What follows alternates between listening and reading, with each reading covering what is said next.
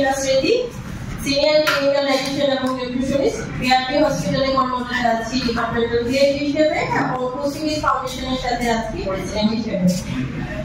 আজকে আমরা যে ব্যাপারটা নিয়ে কথা বলবো সেটা হলো fatty liver and diet. Fatty liver থাকলে কেমন ডায়েট আমরা মেইনটেইন করব এবং ফ্যাটি লিভারটা কি, এটা আমরা কি কি সিম্পটম থাকে সব শুনেই সব কথা বলবো। লিভারে যখন 5 থেকে 10% এর মতো ফ্যাট হালকা করে জমা যায় তখন এটা আমরা ফ্যাটি লিভার বলে বিবেচিত করি। মূলত ফ্যাটি লিভারের কোনো ওভাবে ট্রিটমেন্ট নাই যে মূল আকারে দিয়ে থাকে, এটা মূলত লাইফস্টাইল মডিফিকেশন এবং আমাদের খাদ্যাভ্যাস নিয়ন্ত্রণ এবং ব্যায়াম করা বা আদার্স সব আমাদের যে লাইফস্টাইলটা মডিফাই করা সেটার উপরে ডিপেন্ড করে। নেক্সট ওয়ান, এটার ফ্যাটি লিভার মূলত দুই টাইপের হয়ে থাকে, একটা হলো অ্যালকোহলিক, একটা নন অ্যালকোহলিক। ন্যাচারালি বাংলাদেশে অ্যালকোহল যেটা অ্যালকোহলিক ফ্যাটি লিভার সেটা খুব কম দেখা যায়। বাংলাদেশের লাইফস্টাইলের কারণে আমরা আমাদের খাদ্যাভ্যাস উল্টাপাল্টার কারণে অর্থাৎ আমরা ফ্যাট অথবা ফাস্ট ফুড জাতীয় খাবারগুলো যেগুলো বেশি খাচ্ছি সেগুলোর কারণে মূলত আমাদের এই ফ্যাটি লিভারটা হয়ে থাকে।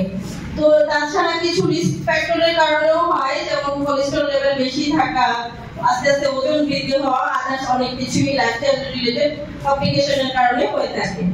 Next slide. এটার ন্যাচারালি কোনো সিম্পটম নাই,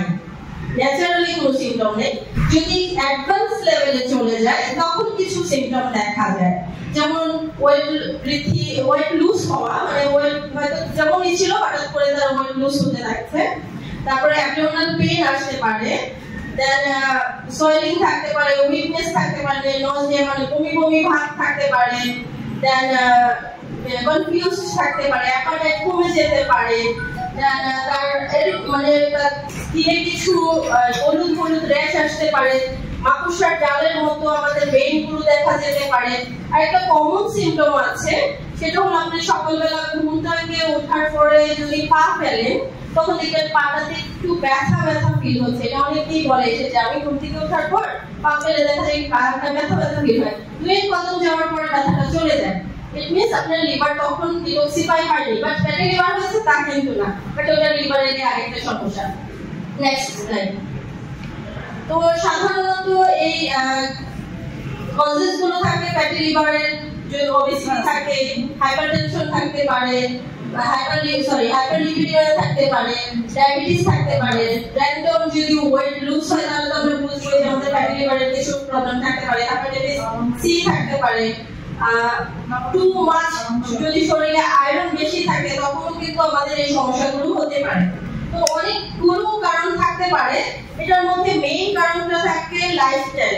আমরা যদি আনহেলদি খাবার খাই, অনেক বেশি মিষ্টি জাতীয় খাবার খাই, অথবা যারা অনেক বেশি সুইট খেয়ে অভ্যস্ত এবং শুয়ে বসে থেকে অভ্যস্ত, মানে ব্যায়াম করে অভ্যস্ত না, তাদের ক্ষেত্রে এই প্রবণতাটা বেশি থাকে। Next slide please. আচ্ছা, এটার রিস্ক ফ্যাক্টর গুলো অনেক ধরনেরই হয়। এটার মধ্যে মেইনলি হলো হাই কোলেস্টেরলটা থাকে, যেটা আমি এই জন্য হাইলাইটস করেছি। দেন ডায়াবেটিক্স, মানে টাইপ 2 ডায়াবেটিকের ক্ষেত্রে থাকে, দেন ম্যালনারিজম থাকতে পারে, অ্যালকোহল তো আগে বলা আছে যে অ্যালকোহলের কারণে হতে পারে, মেটাবলিক যে সিম্পটম থাকে সেটার কারণে সমস্যাগুলো হতে পারে। হোল গ্রেন যেগুলো আছে সেগুলো দেওয়ার চেষ্টা করবেন, তাহলে তাড়াতাড়ি কাজ করবে। দেন আরেক পাশে নন স্টার্চি ভেজিটেবল গুলো রাখার ট্রাই করবেন, পুরো সম্পূর্ণ 4 ভাগে 2 ভাগে। এছাড়া অলিভ অয়েল তেল যেহেতু এখানে ভালো, তো আপনি অলিভ অয়েল তেলটা ব্যবহার করতে পারবেন। অলিভ অয়েল তেলের ক্ষেত্রে একটা জিনিস বলে রাখি, এটা কিন্তু স্মোকিং পাওয়ার খুবই কম, সো সতে করা যাবে, কাঁচা খাওয়া যাবে, কিন্তু বাঙালি রান্না যেটা আমরা তেল দিই, মশলা দিই, ফ্রাই দেন খাবার রান্না করি, এটা কিন্তু করা যাবে না। তো ওই ক্ষেত্রে একটু সচেতন থাকতে হবে, ওটা তখন রেসিস্টেন্সি হয়ে যায়। যেহেতু প্রথমে কিছু ভিটামিনস মিনারেলস এর কথা বললাম কিছুক্ষণ আগে, যে ভিটামিন ই লিভারকে ডিটক্সিফাই করতে সাহায্য করে, তো অন্তত পক্ষে তাদেরকে ভিটামিন ই পর্যাপ্ত পরিমাণে দিতে পারেন। যেমন পার ডেতে যদি 800 ইউনিট করে দেন তাহলে তার জন্য উপকার হয়। আমরা যেমন 400 ইউনিটের কিন্তু পাই, যে সবুজ কালারটা মেবি 200 আর ইয়েলো কালারটা 400, তো 400 এর 2টা দিতে হবে প্রাথমিক অবস্থায়, যদি আপনারা দিতে চান। দেন ভিটামিন ডি, এটা খুবই ইম্পর্টেন্ট। ভিটামিন ডি অভাবে কিন্তু আমাদের মেটাবলিজম স্লো হয়ে যায়। তো আমরা ইদানিং ভিটামিন ডি অভাবটা অনেক বেশি পাই। যারা গর্ভবতী আছেন তাদের মধ্যে তো অবশ্যই অনেক বেশি, কারণ তারা রোদে খুবই কম যায়, তো আমরা রোদ লাগানো ভুলে গেছি।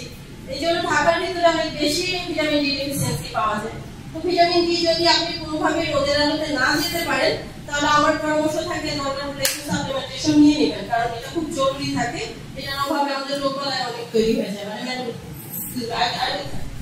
হ্যাঁ, তাছাড়া পটাশিয়াম রিচ ফুডগুলো পটাশিয়াম রিচ ফুডগুলো খুবই জরুরি। পটাশিয়াম এটাকে ডিটক্সিফাই করতে সাহায্য করে। তো পটাশিয়াম যেমন কলা, দেন হলো কিউই, মিষ্টি আলু থেকে ইজিলি আমরা পেয়ে যাই। তাছাড়া আমরা ডাবের পানিও সাজেস্ট করতে পারি সেই ক্ষেত্রে। আর এছাড়া ওমেগা 3 ফ্যাটের জন্য অবশ্যই মাছ সবচেয়ে ভালো। সামুদ্রিক মাছে তো অবশ্যই ওমেগা 3 ফ্যাটি অ্যাসিড থাকে, বাট বাঙালি কিছু মাছ আছে যেমন কই, মলা, চাপিলা, ইলিশ, সেগুলো তো খুব ভালো পরিমাণে ওমেগা থাকে। তো আপনারা এগুলো ব্যবহার করতে পারবেন, এমন কোনো কথা নেই যে দামি মাছই যেতে হবে। তো ওমেগা 3 ফ্যাটি অ্যাসিড এখানে খুবই জরুরি।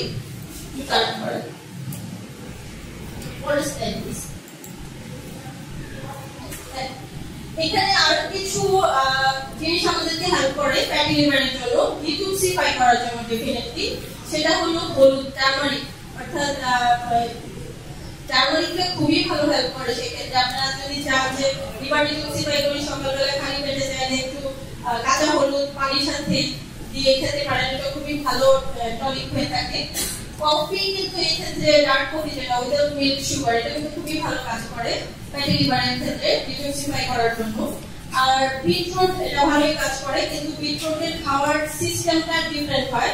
এটা অনেকেই জানে না, সেটা ভুল পদ্ধতিতে খাওয়ার আমাদের দেশে প্রচলন বেশি।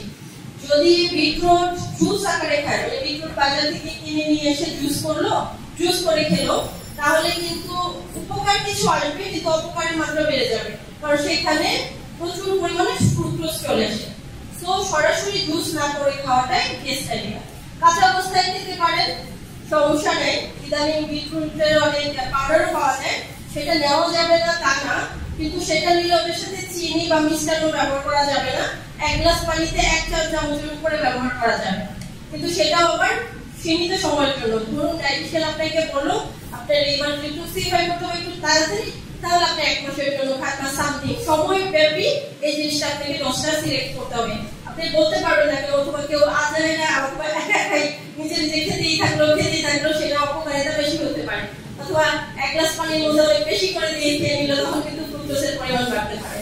তো এগুলো একটু মাথায় রেখে খাওয়াটা ভালো। তো অবশ্যই আমি বলবো একজন নিউট্রিশনিস্ট বা ডায়েটিশিয়ানের পরামর্শ ছাড়া আপনারা এই জিনিসগুলোতে না যাওয়াটাই বেস্ট আইডিয়া। আর নিজেরা খেতে চাইলে ওই 1 গ্লাস পানিতে 1 চামচ, এত বেশি না, 1 মাসের পরে প্রয়োজনে একটু ডায়েটিশিয়ানের কাছে যান, কনসাল্ট করেন, যে জিজ্ঞেস করলে আমি খাবো, দেন উনি আপনাকে বলে দেবেন। আচ্ছা, নেক্সট স্লাইড।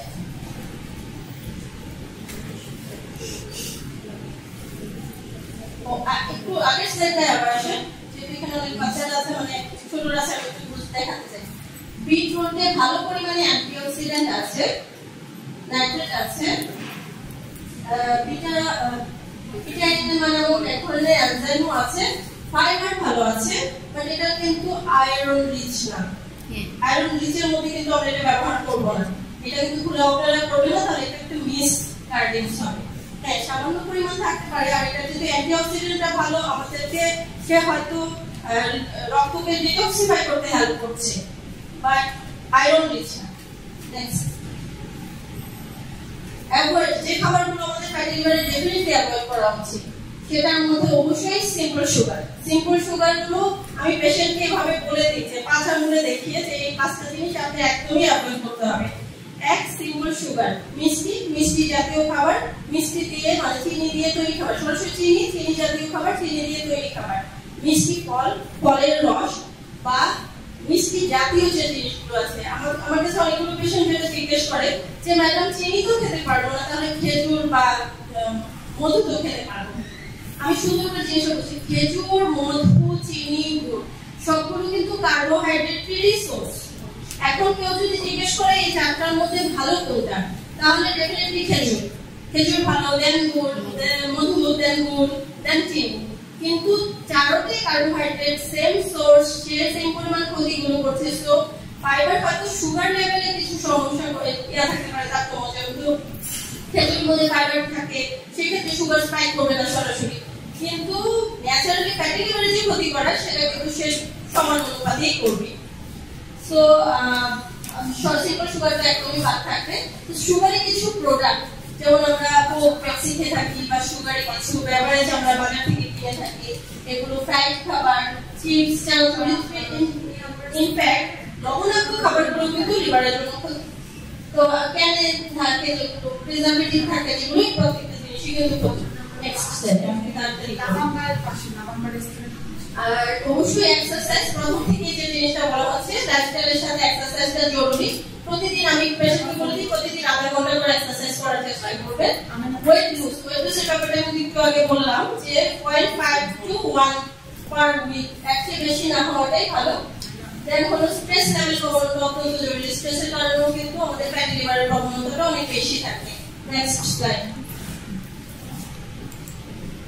আর পর্যাপ্ত পরিমাণে পানি খাওয়াটা জরুরি। পানি আমাদেরকে ডিটক্সিফাই করতে সাহায্য করে। তো যাদের পানির লিমিটেশন না থাকে, এখানে একটা কথা আছে, লিভারের কিছু ডিজিজের কারণে কিন্তু ডক্টররা পানির লিমিটেশন দিয়ে থাকে। সো ডক্টর আগে পেশেন্টকে জিজ্ঞেস করবেন আপনাকে কি ডক্টর কোনো লিমিটেশন দিয়েছে, যদি বলে হ্যাঁ দিয়েছে দেন সেই পানিটাই আপনি লিখবেন, একেবারে লিখতে যাবেন না। কিন্তু যদি বলে যে না সে পানির কোনো লিমিটেশন দেয়নি, আপনিও তার মানে হিস্ট্রি দেখে দেখেন পানির কোনো প্রবলেম অ্যাকচুয়ালি নেই, তাহলে আপনি পানি অবশ্যই পর্যাপ্ত পরিমাণে দিবেন 8 থেকে 10 গ্লাস। না হলে যদি ডক্টর তাকে নিষেধ করে থাকে বা লিমিটেশন দিয়ে থাকে ওটার উপরে দেওয়া যাবে না, তাহলে পানি চলে আসতে পারে। আর রাতের ঘুমটা অত্যন্ত জরুরি। রাতে অবশ্যই রাতের ঘুম রাতে ক্লিয়ার করবে 7 থেকে 8 ঘন্টা ন্যূনতম।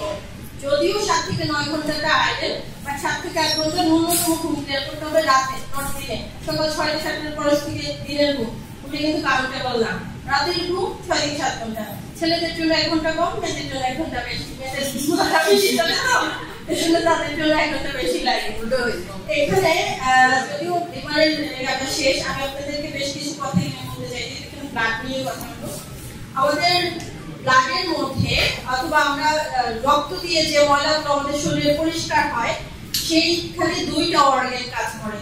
এটার প্রথম অর্গানটা হলো লিভার, দ্বিতীয় অর্গানটা কিন্তু কিডনি।